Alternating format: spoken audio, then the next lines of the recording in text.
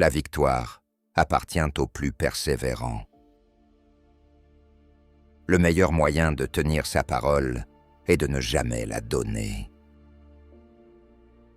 Dieu est du côté de la meilleure artillerie. L'avenir d'un enfant est l'œuvre de sa mère. Un bon croquis vaut mieux qu'un long discours. Les discours passent, mais les actes restent. L'imagination gouverne le monde.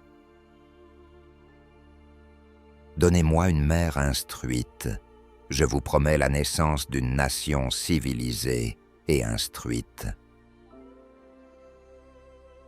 Ce que je cherche avant tout, c'est la grandeur. Ce qui est grand est toujours beau. Une belle femme plaît aux yeux, une bonne femme plaît au cœur.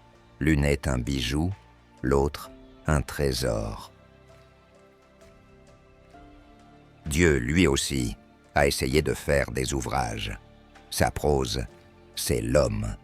Sa poésie, c'est la femme. Impossible n'est pas français. J'ai fait tous les calculs. Le destin fera le reste. La bonne politique est de faire croire au peuple qu'ils sont libres. N'interrompez jamais un ennemi qui est en train de faire une erreur. Un vrai homme ne hait personne. Vous devez tout voir, tout entendre et tout oublier.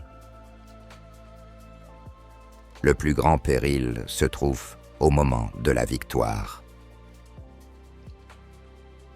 La France, c'est le français quand il est bien écrit. Le temps est le grand art de l'homme. Qui sauve son pays ne viole aucune loi. La froideur est la plus grande qualité d'un homme destiné à commander. Avec de l'audace, on peut tout entreprendre. On ne peut pas tout faire. L'armée, c'est la nation. Le doute est l'ennemi des grandes entreprises. Après avoir fait une erreur ou subi un malheur, l'homme de génie se relève toujours.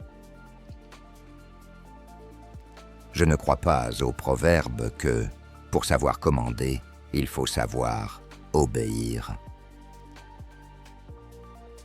Les hommes de génie sont des météores destinés à brûler pour éclairer leur siècle. Les hommes sont comme les chiffres. Ils n'acquièrent de valeur que par leur position. L'art de gouverner consiste à ne pas laisser vieillir les hommes dans leur poste. Le cœur d'un homme d'État doit être dans sa tête. Il faut toujours se réserver le droit de rire le lendemain de ses idées de la veille. La force d'une armée, comme la quantité de mouvement en mécanique, s'évalue par la masse multipliée par la vitesse. On marche plus vite quand on marche seul. Les amis doivent toujours être traités comme s'ils pouvaient un jour être des ennemis. Il n'y a pas de force réelle sans justice. La révolution doit apprendre à ne pas prévoir. L'inspiration n'est le plus souvent qu'une réminiscence. La victoire n'est pas toujours gagner la bataille, mais s'élever à chaque fois que vous tombez. L'opinion publique est le thermomètre qu'un monarque doit constamment consulter. Les amateurs discutent tactique, les professionnels discute logistique. On ne conduit le peuple qu'en lui montrant un avenir. Un chef est un marchand d'espérance. La première des vertus est le dévouement à la patrie. Dans les révolutions, il y a deux sortes de gens, ceux qui les font et ceux qui en profitent.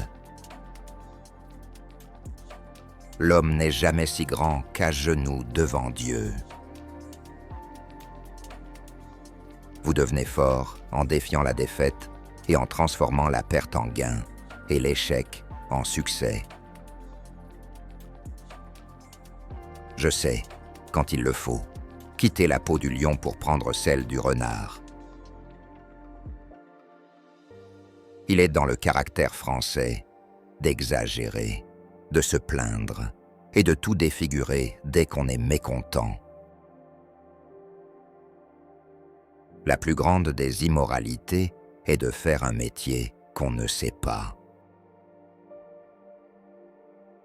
Sachez écouter et soyez sûr que le silence produit souvent le même effet que la science. La plus vraie des sagesses est une détermination ferme. Ce n'est que par la prudence, la sagesse et la dextérité que les grands buts sont atteints et les obstacles surmontés. Sans ces qualités, rien ne réussit. Il n'y a que deux puissances au monde, le sabre et l'esprit. À la longue, le sabre est toujours vaincu par l'esprit. Si vous souhaitez découvrir vos faux amis, tombez dans l'infortune.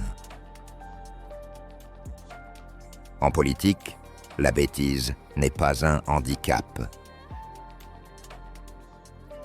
Une société sans religion est comme un vaisseau sans boussole.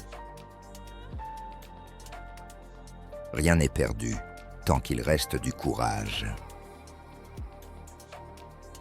On ne fait bien que ce qu'on fait soi-même.